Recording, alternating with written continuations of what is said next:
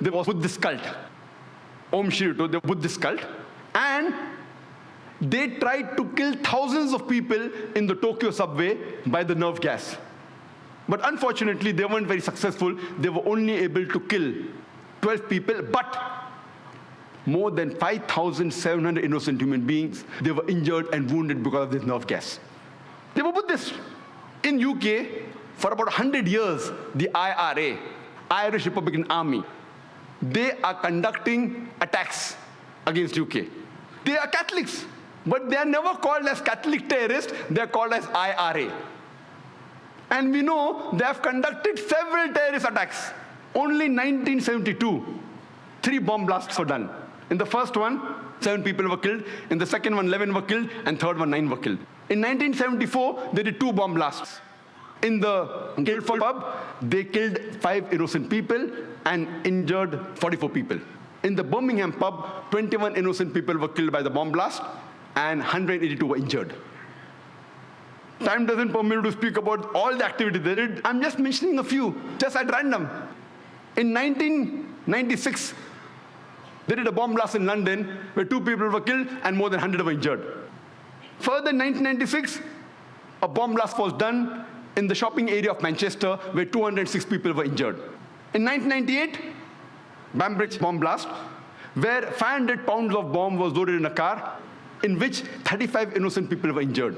In the same year, we know from records about the Omagh bomb blast, where a 500 pound of bomb was put in a car and 29 innocent people were killed and 330 were injured. All these records are from non-Muslim sources. They have not been written by Muslims. All from non-Muslim sources, from Amnesty report, from BBC. If you go on the internet, you can cross-check. But many a time when the number is big, there may be a difference. Like today, we know how many people killed, 296, one report says 294, one says 293, so I play it safe and say more than 290. The report, if it's a large number, may differ by few here and there. If it's a small number, it's precise. All these by non-Muslim sources. In 2001, the BBC was born by IRA. But these people, they are not called as Catholic terrorists. Today, the UK government is more afraid of Muslim terrorists. I don't know from the records of the UK government how many confirmed Muslim terrorists have done bomb blast in UK. Even the London bombing of 7th July, there's no confirmed report. They are suspected to be Muslims. It's not confirmed, in which more than 50 people were killed. One report says 52, one report says 56. Therefore, I said more than 50 people were killed. Even if we agree for sake of argument that they were Muslims who did the 7th July bomb blast in the year 2005, yet they come nowhere close to IRA. IRA puts these bomb blasts to shame. They have killed hundreds and thousands of people. Yet today, the UK government is more afraid. IRA is doing since more than 100 years. But because of the advice of George Bush, Tony Blair is more afraid of the Muslim terrorists rather than the problem which is there for more than 100 years. We know from historical records that in Spain and France, the terrorist organization is ETA. They have conducted 36 attacks. And in Africa, there are so many organizations, the list is exhaustive. But the one which is worth noting, and one of the most notorious, is called as the Lord's Salvation Army. It's a Christian terrorist organization. They train young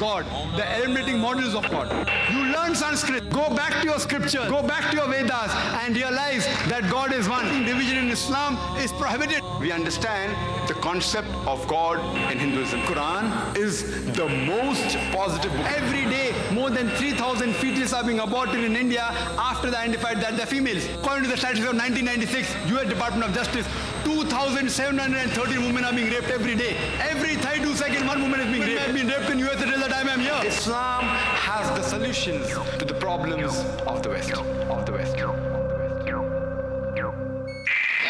We don't don't have records that 9/11 was done by Muslims. It is just a hypothesis. Muslims are being targeted. They're called as terrorists. Directly and indirectly, they're the politicians. For the vote bank, for the power, for the money. The thousands of innocent people that have been killed in Afghanistan goes to Iraq. More people are being robbed, more people are being raped. The main purpose is what? Oil. It's an open secret. They have Buddhist terrorists, they have Hindu terrorists, they have Sikh terrorists, they have Jewish terrorists, we have Christian terrorists. Terrorism is not the monopoly of any religion. It is not.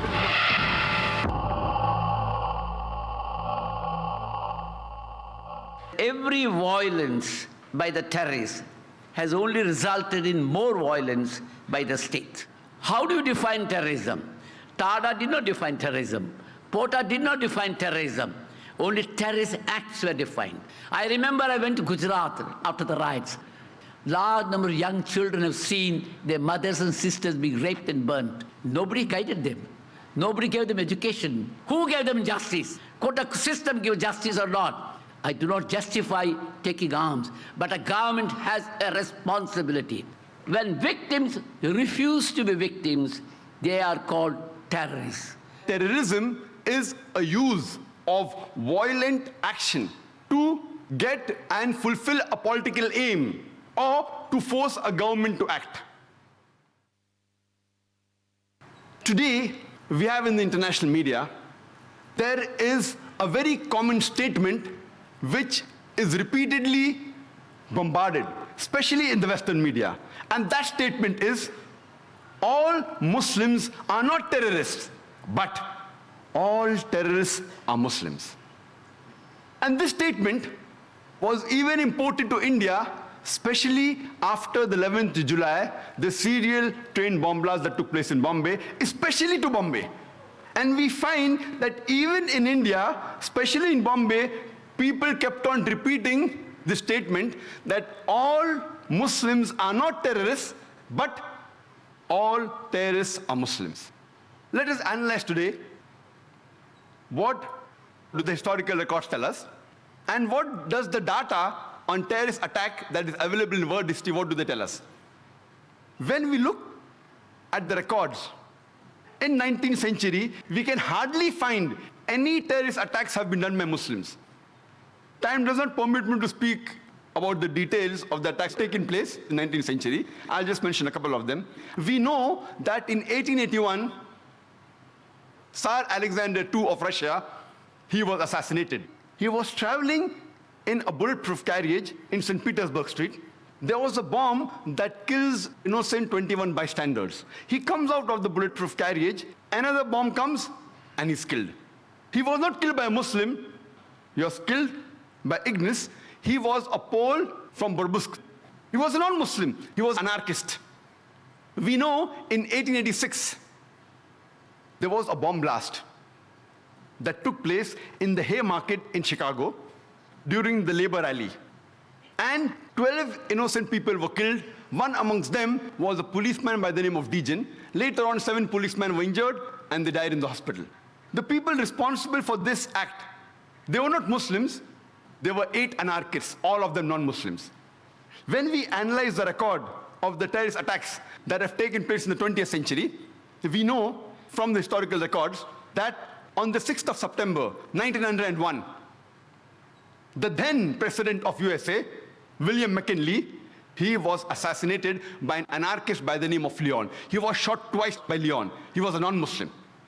On the 1st of October, 1910, there was a bomb blast that took place in the Los Angeles Times newspaper building, in which 21 innocent people were killed. The people responsible for this bomb blast, they were 2 Christians by the name of James and Joseph. They were union leaders. They were not Muslims. We know that on the 28th of June, 1914, in Sarajevo, France, the Archduke of Austria, along with his wife, they were assassinated, which precipitated the World War I. The people responsible for this assassination, they were called the Young Bosnia. Most of them, they were Serbs. They were not Muslims. From historical record, we come to know that on the 16th of April, 1925, there was a bomb blast that took place in St. Nedelya Church in Sofia, the capital of Bulgaria, in which more than 150 innocent people were killed and more than 500 injured. It was the biggest terrorist attack that has taken place on the soil of Bulgaria. It was conducted by the Bulgarian Communist Party. They were not Muslims. We know from historical records that on the 9th of October, 1934, King Alexander I of Yugoslavia, he was assassinated by a gunman by the name of Lada Georgiev. He was a non-Muslim. The first US plane to be hijacked, it was not by a Muslim, it was by a non-Muslim by the name of Ortiz. He hijacked the US airliner to Cuba, and he later on got their asylum. When we go to the records of terrorist attacks done, we come to know that in the year 1968, the ambassador to Guatemala, he was assassinated by a non-Muslim. In 1969, the ambassador to Japan, he was knifed by a Japanese, a non-Muslim. The ambassador to Brazil, 1969, he was kidnapped by a non-Muslim. The famous attack, the Oklahoma bombing, which took place on 19th of April, 1995, where there was a truck loaded with a bomb which rammed into the federal building in Oklahoma, which killed 166 innocent human beings. And hundreds other were injured. Initially, it came in the press, Middle East conspiracy, for days together. Later on, they came to know it were two right-wing activists, Christians by the name of Timothy and Terry, who were responsible for the bombing of the federal building in Oklahoma. But when this news comes, it comes for a couple of days and then it vanishes. But before, for several days, Middle East conspiracy, Middle East conspiracy. After World War II, from 1941 to 1948, in a span of 8 years, 259 terrorist attacks were conducted by Jewish terrorists. By many organizations, Ignun, Stern Gang, Haganah, and we know of the famous bombing of King David Hotel, which took place on the 22nd of July, 1946. They were conducted by Ignun, under the leadership of Menachem Begin, in which 91 innocent people were killed, out of which 28 were British, 41 were Arabs, 17 Jews, and 5 others. The Ignun group, they dressed up as Arabs to show as though Muslims did the bombing. And the person responsible was Menachem Begin. And it was the biggest terrorist attack against the history of British Mandate, in which 91 people were killed. And at that time, Menachem Begin, he was called as terrorist number 1 by the British government. Later on, after a few years, he becomes the Prime Minister of Israel. And later on, after a few years, he gets the Nobel Prize for Peace. Imagine, a person who has killed hundreds and thousands of innocent human beings becomes the Prime Minister of Israel and later on gets the Nobel Prize for Peace. And most of the groups that were fighting, like Stern Gang, Ignun, Haganah, all of these Jewish groups and the leaders like Yitzhak Rabin, Menachem Begin, Ariel Sharon, later on became prime ministers and high-holding ranks in the state of Israel. And all of them, they were fighting for a Jewish state. If you see the world map, before 1945, Israel did not exist. Israel didn't exist. These Jewish groups, they were called as terrorists by the Britishers. They fought for a Jewish state.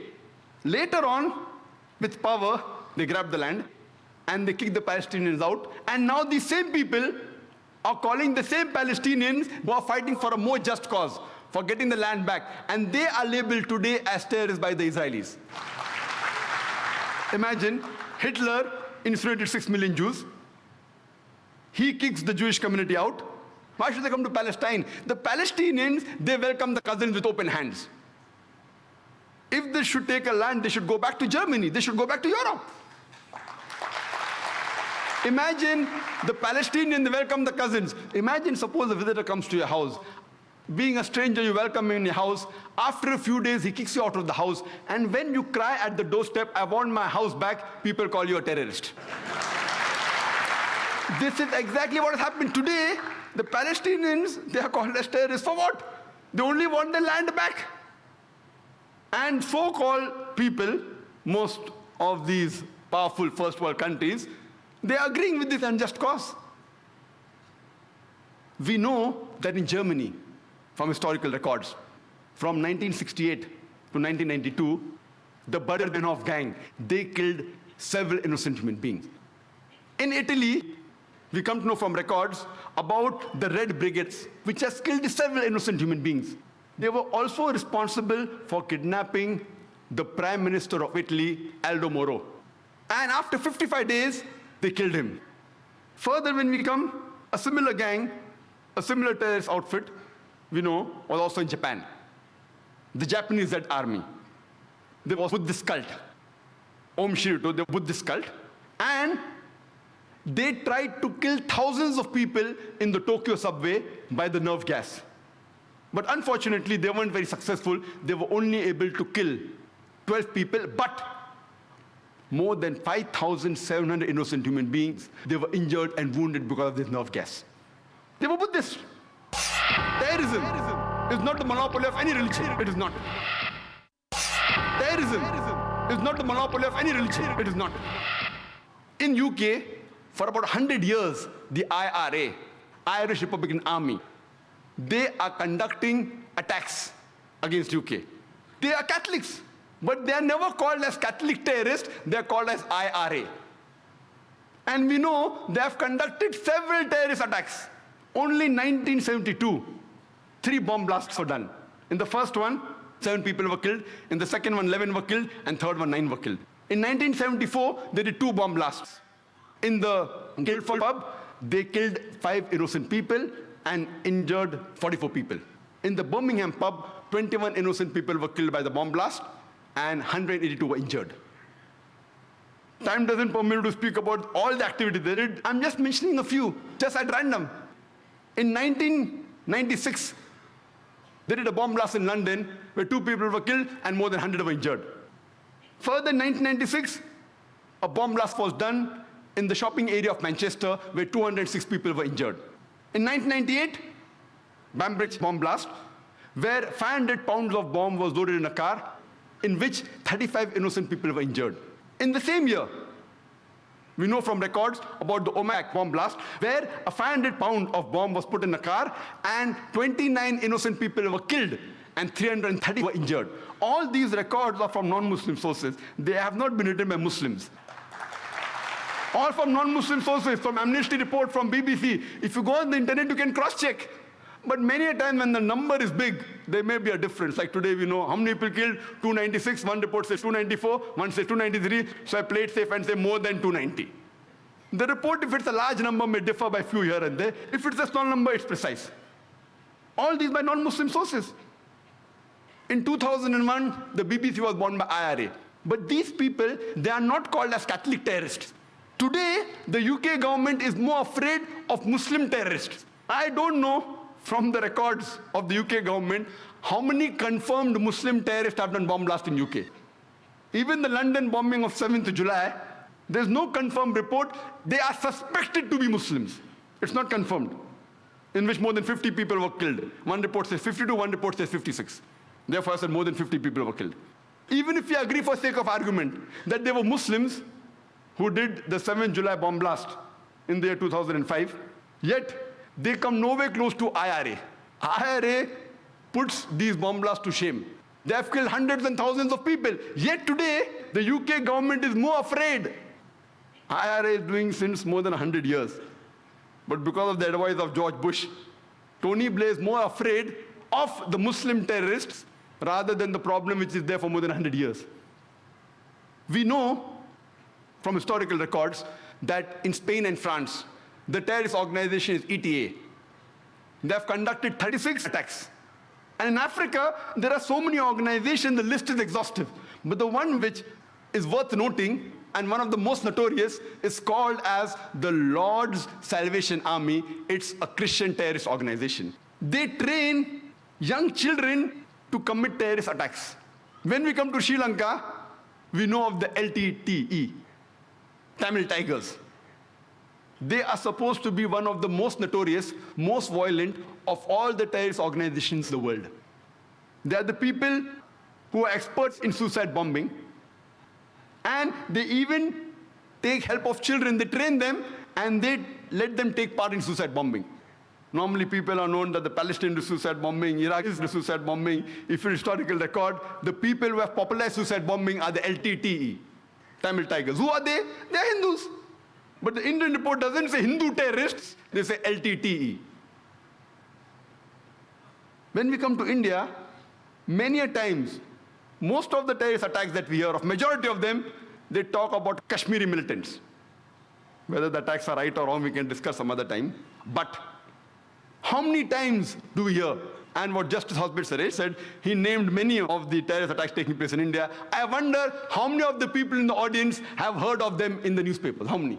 Those people who are involved, like honorable people like Justice Hosbir Suresh, and those in the field are aware of it. But the general masses, we aren't aware of it. Whenever terrorist attacks are talked about, most often they're talked about Muslim terrorists. Why? In India, there are terrorist organizations belonging to almost all different religions. Almost all. We know of the Sikh terrorist organization, Bhindranwala Group, in Punjab. We know that the Indian government, on the 5th of June, 1984, they took over the Golden Temple, in which 100 human beings were killed. In retaliation, a few months later, on 31st of October, 1984, the then Prime Minister, Srimati Indira Gandhi, she was assassinated by one of her security guards who was the Sikh. If you go to the South Asian terrorism portal site, not run by Muslims, run by non-Muslims, and you see the list of terrorist attacks done by all the people, the Muslims are in a minority. But that's never highlighted in the media. If you go to northeast of India, if you go to Tripura, the Christian terrorist organization exists, like ATTF, All Tripura, Tiger Force, NLFT, National Liberation Front of Tripura. They're Christians. They have killed several Hindus. Reports, if you go on the site, 4 Hindus killed, 8 Hindus killed. On 2nd October 2004, 44 Hindus were killed and several were injured by this group. They were Christians. In Assam, Ulfa. Ulfa alone, in a span of the past 16 years, from 1990 to 2006, they have conducted successfully 749 terrorist attacks. They will put the Kashmiri militants to shame. 749 confirmed terrorist attacks. But when we read in the newspaper, we only know about the Kashmiri attacks. And I remember a couple of years back, I'm called, alhamdulillah, by God's grace, by several parts of India, from several parts of the world. I had many invitations from Kashmir, but is it the right time to go, yes or no? Finally, in September 2003, I decided to go to Kashmir. And there I gave a talk in Srinagar, and they told me, the organizers, that in the past 14 years, first time the government gave permission for a public talk. And they organized my talk in polo grounds in Kashmir, in which 100,000 people attended. In all this turmoil, and the government gave me security. I was wondering, why are these people with machine guns with me? I went on to the various sites, Gulmarg, Pahalgam, gave talks, etc. Fine, I didn't think it was required. Later on, I happened to go to Assam to give talks. And the moment I land on the airport, I find security guards around me. I said, why? And there I thanked God, alhamdulillah. If they would not have been there, I wouldn't have come back here. I did not know. I did not know that so many terrorists are there in Assam. The Ulfa are trained only to target the Muslims. They are Hindus. How many times does the press, the media report about them? Because it's not tantalizing. These reports may come in the news brief. It does appear. News briefs, how many people note it? Never in the headlines. In news briefs. Amongst the organizations, terrorist organizations, the Naxalites. We know of the Maoists. The Maoists are communist. #1 terrorist attacks that have been done in India, maximum are by the Maoists. Only in Nepal, in the past 7 years, they have conducted 99 terrorist attacks. And out of the 600 districts in India, according to the Indian government, according to the site on terrorism, they say that they are present in 150 districts of India. They have done terrorist attacks in 1/3 parts of India. Number one, if you compare the people they have killed, the attacks they have done, compared to the Kashmir militants, it's no way comparable. The Maoists are a bigger danger for India, but yet we find that the government is more afraid of the Muslim terrorists. Why? The reason is George Bush. Just a couple of days back, on the 9th of September, an article came in Times of India, not on the front page, inside, but quite a big article, that 875 rockets, a haul of ammunition, 875 rockets, which were supposed to be supplied to the Maoists, they were intercepted. And they were confiscated. And 30 rocket launchers. Imagine, it is the biggest haul in the history of India that any terrorist organization that the government has caught. 875 rockets. They can wage a war against the Indian army. And the DGP of Andhra Pradesh in Hyderabad, he was shocked. He said that with these rocket launchers, they can attack any police station, any tanks of the Indian government from a distance of 600 meters. From more than half a kilometer away, they can attack the Indian tanks, the Indian police station, and you can't do anything. Rocket launchers. Yet we see people are more afraid of people who have a beard, people who are wearing a cap, people who have trousers above the ankle. Are they more dangerous than the rocket launchers? Why? Why are they targeting the Muslims particularly? It's a question. It is a ploy of the Western media, the media controlled by the politicians. And when we analyze, we can surely say, without any doubt, that terrorism is not a Muslim monopoly. Not only is it not a Muslim monopoly, it is not even a speciality of the Muslims.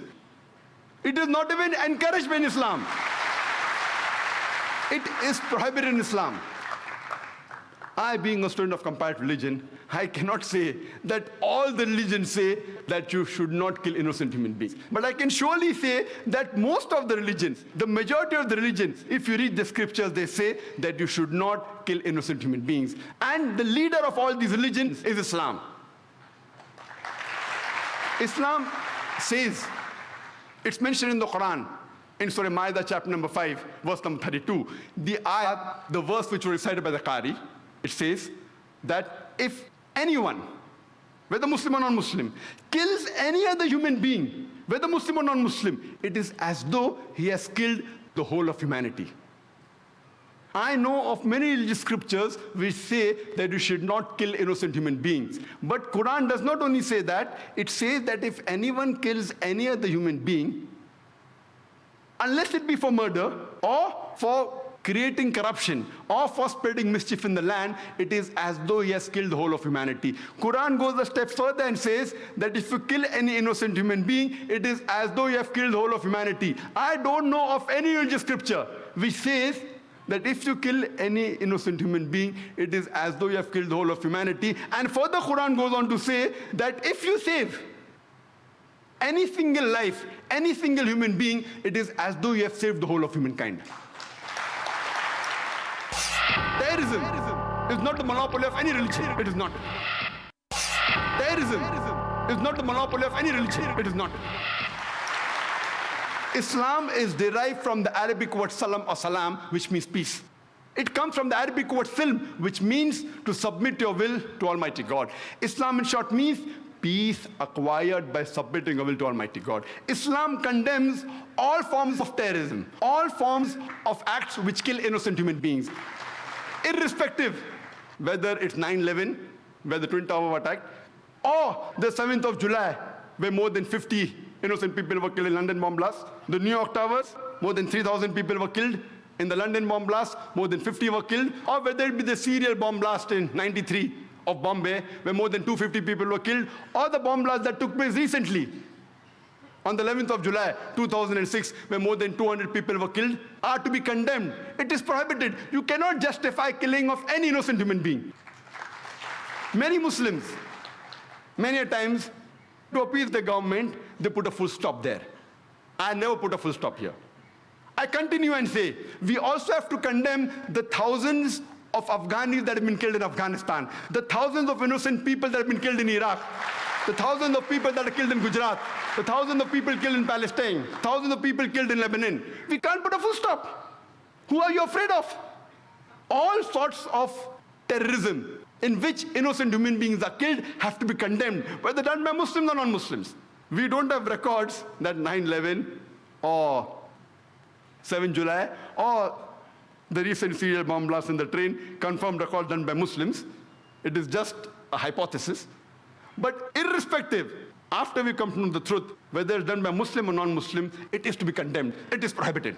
We know that most of the religions, they don't preach that you should kill innocent human beings. Terrorism is not the monopoly of any religion. It is not. But when we analyze, we have terrorists that claim to profess certain religions. And when we analyze, they are from all types of religions. We have Christian terrorists, we have Catholic terrorists, we have Jewish terrorists, we have Hindu terrorists, we have Muslim terrorists, we have Buddhist terrorists, we have Sikh terrorists professing very different faiths. But most of the religions, they condemn the killing of innocent human beings. And when we do a survey, that though we know that religions don't encourage killing innocent human beings, when we do a survey and try and find out that the people that have killed the maximum innocent human beings, which religion do you profess? Number one, the human being that has killed the maximum innocent human beings. Who is he? Who is he? Hitler. He has incinerated 6 million Jews. And indirectly, if you count all the people killed in the World War II, 60 million people. Number one, was he a Muslim? He was a Christian. Joseph Stalin, called as Uncle Joe, he has estimated to have killed 20 million human beings. He has starved 14.5 million human beings to death. When we go to China, Mao Zedong, he has killed 14 to 20 million human beings. He was a non-Muslim. He was not a Muslim. We know from record that Mussolini, in Italy alone, has killed 400,000 human beings, innocent human beings. The person after whom the French Revolution is named, Maximilien Robespierre, he has starved and tortured to death more than 200,000 people and executed more than 40,000 people. Ashoka, we know, in one battle alone, in Kalinga battle, he has killed 100,000 people, more than 100,000 people. Was he a Muslim? He was a Hindu. We have our own black sheep also. Records tell us that Saddam Hussein is responsible for the death of a few 100,000 people. But the embargo put by George Bush on Iraq alone has killed 500,000 children in Iraq alone. 500,000 in one shot. Only on the embargo put by USA, UN on Iraq, 500,000 children have died. In Indonesia, Muammar Soeharto, even he is claimed to have killed 500,000 people, but it's nothing compared to Hitler, nothing compared to Uncle Joe, Joseph Stalin, nothing compared to Mao Zedong of China. Each individual will put all the Muslims together to shame. I'm not trying to say that the followers of this religion, they were practicing the religion, they were not religious. Otherwise, they wouldn't have ever killed innocent human beings. But yet we find in the international media, we find that Muslims are being targeted. Muslims are called as fundamentalists, as extremists. They're called as terrorists. What is the meaning of the word fundamentalist? Fundamentalist, by definition, means a person who follows the fundamentals of one particular subject. For example, if a person wants to be a good scientist, he should know, follow, and practice the fundamentals of science. Unless he's a fundamentalist in the field of science, he can't be a good scientist. For a person to be a good mathematician, he should know, follow, and practice the fundamentals of maths. Unless he's a fundamentalist in the field of maths, he can't be a good mathematician. You can't paint all fundamentals with the same brush, that all are good or all are bad. Depending in which field the person is a fundamentalist, you have to label him accordingly. If you have a fundamentalist robber whose profession is to rob, he's bad for the society. On the other hand, if you have a fundamentalist doctor who saves thousands of human beings, he is good for the society. So depending in which field the person is a fundamentalist, you have to label him accordingly. As far as I'm concerned, I am a fundamentalist Muslim, and I am proud to be a fundamentalist Muslim. Because I know, I follow, and I strive to practice the fundamentals of Islam. And I know that there is not a single fundamental of Islam which is against humanity as a whole. There may be a few fundamentals of Islam which the non-Muslim may feel is against humanity. But the moment you give the logical reason, the background for these fundamentals, there is not a single unbiased human being who can point out a single fundamental of Islam which is against humanity as a whole. This word fundamentalism, we come to know from Webster Dictionary, that it was first coined to describe a group of Christians in the early part of the 20th century in America who protested against the church. They were called as Protestant Christians. Initially, the church, they believed that the message of the Bible is from God. These Protestant Christians, they protested and said, not only is the message of the Bible from God, every word, every letter of the Bible is from God. If someone can prove that every word, every letter of the Bible is from God, this movement is a good movement.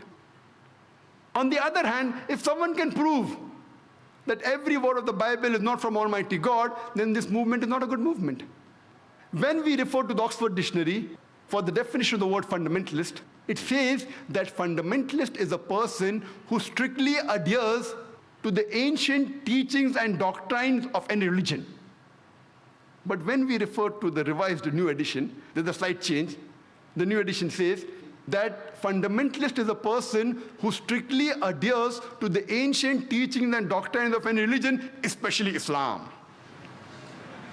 So the word especially Islam has been added to the revised definition. The moment you hear the word Muslim, you start thinking he's a fundamentalist, he's an extremist, he's a terrorist. And many of us Muslims, we go on the defense, I'm not a fundamentalist, I'm not an extremist. I say I'm an extremist. I'm extremely honest, I'm extremely just, I'm extremely kind, I'm extremely peaceful, I'm extremely merciful. I want to know what is wrong in being extremely just, extremely honest, extremely kind, extremely merciful. You can't be partly just. When it benefits you and if you are just, when it doesn't benefit you not, you have to be extremely just. That's what the Quran says. Our religious scripture, the word of Almighty God, says you have to be fully just. We can't expect a judge to be partly just. When he wants, he does justice. Otherwise, no. So what's wrong? And I want to ask any human being, can he tell me that being extremely honest is wrong? Extremely just is wrong? Extremely peaceful is wrong? We have to be an extremist, but in the right direction. So when someone says I'm extremist, I have to be an extremist Muslim. Only if I'm an extremist Muslim can I be a good Muslim. Otherwise, I can't. I know these terminologies have been manipulated. The definitions keep on changing. But we have to turn the tables over. We can't partly follow the Quran. We have to extremely and completely follow the Quran. Allah says in the Quran in Surah Baqarah, chapter number 2, verse number 208, Allah says, "Udkhulu fi silmi kaffa." Enter into Islam wholeheartedly. Today, Muslims, they're labeled as terrorists. We know that many a times, two different labels are given for the same person, for the same individual, for the same activity, more than 60 years back. When India was being ruled by the British government, there were many Indians who were fighting for the freedom of the country. These Indians who were fighting for the freedom of the country by the British government, they were called as terrorists. But we common Indians, we call them as freedom fighters, as patriots. Same people, same activity, two different labels. If you agree with the view of the British government that they had a right to rule over India, then you have to call these people as terrorists. But if you agree with the view of the common Indians that the Britishers came to India to do business, they have no right to rule over us, then you have to call them as patriots, as freedom fighters.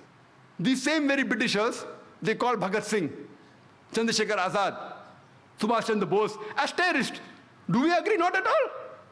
Just because the Britishers say, just because the Americans say, we don't have to believe, we have to fight for justice. They were patriots, they were freedom fighters. Therefore, before you give a label to any individual, you have to try and find out for what reason is he striving. Terrorism is not the monopoly of any religion. It is not. Terrorism is not the monopoly of any religion. It is not. We have several such examples in world history. Time does not permit us to give all the details. I'll just give one more example of the American Revolution, which took place in the 19th century. And we know in 1875, during the American Revolution, there were many Americans who were fighting for the freedom. The British were ruling America. And these people who fought for the freedom by the British government, they were called as terrorists. And number one in the forefront was Benjamin Franklin, George Washington. We know that these people, by the British government, they were called as terrorists number one. George Washington was called terrorist number one. Later on, he becomes the president of USA. And he happens to be the same terrorist number one. He becomes the president of USA and happens to be the godfather of all the presidents to come, including George Bush. Imagine the same people who the Britishers called as terrorists. Now they're allies. They are the best friends. The time keeps on changing, depending upon historical background, depending upon geographical background. What we come to know, in short, whoever is in power, whatever label he gives, the label gets stuck. Whoever is in power. Today, America is supposed to be in power. They have the media with them. So who they call a terrorist, the label gets stuck. It gets stuck. I had gone to Australia in December 2001, just a couple of months after 9/11. And one of my first talks was in the city of Perth. I gave a talk on jihad and terrorism and Islamic perspective. The first question that was asked to me was by the American Consul General of Perth. And the first question he asked me, Dr. Naik, do you consider Osama bin Laden to be a terrorist? And I told him, as far as Osama bin Laden is concerned, I don't know. I haven't met him. I haven't interrogated him. He is neither my friend, neither is my enemy. I cannot give the answer based on the news reports of BBC and CNN. If you want the answer based on BBC and CNN, you have no option but to say he's a terrorist. But the Quran says in Surah Hujurat, chapter number 49, verse number 6, that whenever you get information, check it up before you pass it on to the second person. So therefore, as far as Osama bin Laden is concerned, I cannot say whether he's a terrorist or not. He's neither my friend, neither my enemy. I haven't integrated him. But what I can say very well, that we have got established proof very well from the same media controlled by them, from CNN, from BBC. We know that thousands of innocent Afghans have been killed in Afghanistan. Thousands of Iraqis have been killed in Iraq. Even if we agree, 9/11, they say, was done by Osama bin Laden. No proof. Hypothetical. When the Afghanistan government wants proof, George Bush gives it to Tony Blair. He gives it to Musharraf. And normally, even if we agree, for sake of argument, Osama bin Laden did it, for sake of argument. But does it justify in killing thousands of innocent people? Normally, on an international level, there's extradition policy that whenever any person who's a culprit in a country goes to another country, you can get him back. For example, India and UK have extradition policy. A few years back, one of the music director, Nadeem, according to Indian government, he was involved in murder. He goes and sits in UK. The Indian government has the extradition policy with UK, but when they wanted him back, they said, prove it that he's a culprit. Many people from India went there. Our police force went there. They could not prove. They even had to pay for the lawyer charges of that Nadeem. We know that in the Bhopal gas tragedy, we know that thousands of innocent Indians were killed. The person of Union Carbide goes to America and sits there. Imagine the Indian government attacking America, give the person back. Is it right? Why don't they do it? It is proved. Union Carbide, thousands of innocent human beings killed, injured, wounded, damaged for life, families ruined, ran away. We have extradition policy, nothing happens. So Afghanistan and USA don't have extradition policy yet.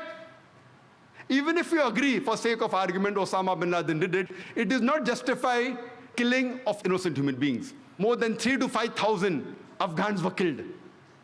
Then, after a couple of years, goes to Iraq, weapons of mass destruction.